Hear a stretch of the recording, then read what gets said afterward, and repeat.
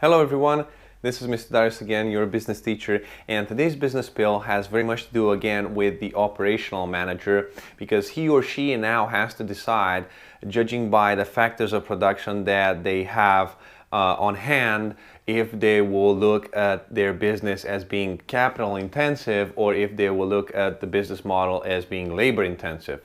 Of course, this decision can also be influenced by the geographical location, by access to some of the resources that we need in order for us to deliver our fine products. It also has to do with the availability of labor in general, or the situation of the minimum wage or the work legislation, so on and so forth.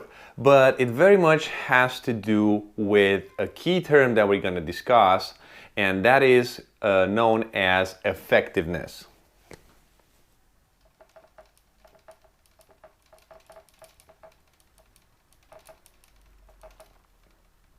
Okay, now we know from previous videos that efficiency can be tightly linked to production, and we know that production means delivering a certain output within a time frame at an expected quality per unit of production, whether we're talking about regular Joe, which is our employee, or a specific machinery that does that product. Okay, so I would like to underline that effectiveness could be the combination of efficiency and productivity.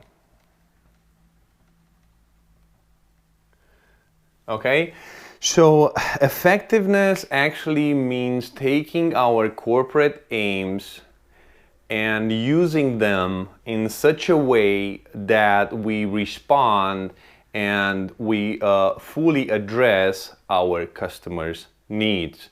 So if you look at efficiency as doing the thing right, when we talk about effectiveness, we could be looking at the model of doing the right thing for our business and for our customers. So now, as a operations manager, I have to decide, also taking into consideration the vast majority of the factors that I've mentioned previously through various examples, and also the 4 factors of production that I have on hand. If I become labor intensive or if I become capital intensive, and I have to be fully aware of the advantages and disadvantages that I have with both of those ways of operating as a business.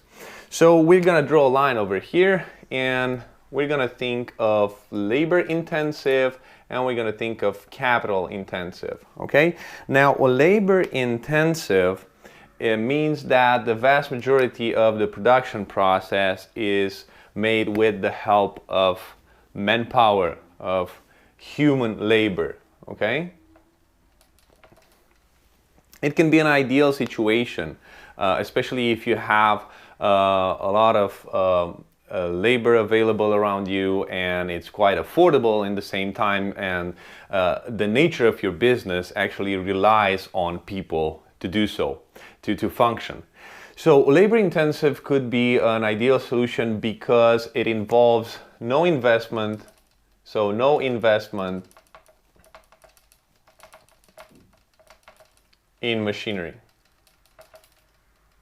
Okay, maybe it's not the case of no investment, but very little investment in machinery. Then it can be a very suitable way because it involves creativity and innovation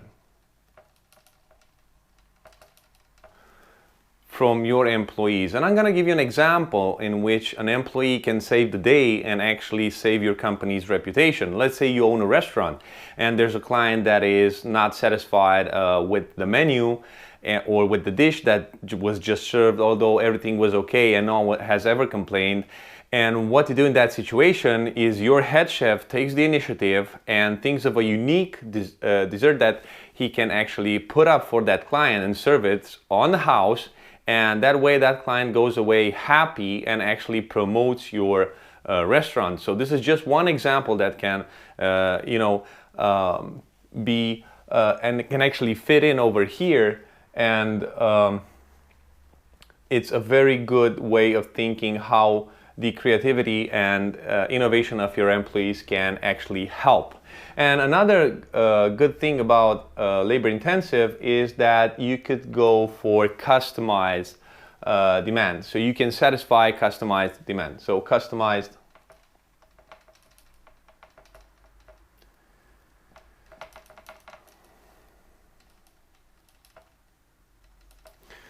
So just think of a birthday cake.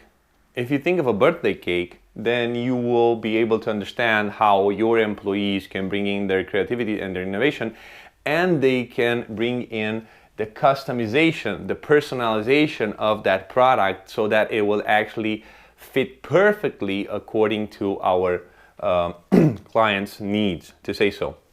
Now, the downside of using this way of operating as a business is that quality can become a problem. So quality can become a problem, especially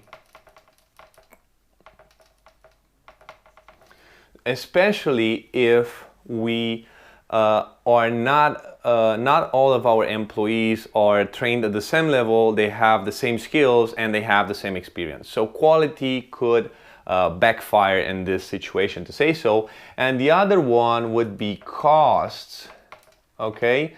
And costs with training, because you need to train your employees to be at a specific level, such as a sous chef or a master chef, and so on and so forth. Or another cost that you would have would be the time needed to invest in those employees. And last but not least, it will be the cost of wages. More qualified, more skilled employees demand higher wages. So this being said, we move from the labor-intensive model to the capital-intensive one. Now, the capital-intensive one doesn't ask for maternity leave, doesn't get sick, doesn't need a holiday, so it will operate. Machineries will operate for you 24/7. Yeah, that will bring a smile on your face. So you can produce continuously. Yeah. Then what seems to be a huge advantage when we discuss about capital intensive is the fact that you can standardize quality. So the next item you're going to be producing will be at the same quality level as the one that you have previously produced and actually sold to a client. Now, the downside of capital intensive is that it requires high costs as initial investment. I mean, machinery is not really affordable, to say so. If you want to assemble an entire production line within a factory, you're going to need some capital. So that might be something that will hold us back when it comes to capital intensive. Then another disadvantage would be breakdowns. Okay, in case of no electricity or something malfunctioning or something not going right, your entire production process could be stopped. So that's not something really pretty to actually imagine in a day you have to deliver some goods towards your clients. And another disadvantage would be that you will not be able to customize very much. So you won't be able to actually bend yourself over and answer to any client demand. You will be able to answer those demands that actually meet your standard of quality and producing. So this being said, before opting to go for the labor-intensive model or the capital-intensive model, make sure you're taking in consideration all the advantages and disadvantages that I've mentioned in this video, and also taking in consideration the other factors that can help you better decide as an operation manager whether you will go right or left. This being said, I want to thank you for watching this video. This is Mr. Darius, and don't forget, if you have any questions, just drop me a line and I'll help you pull it through. Thank you.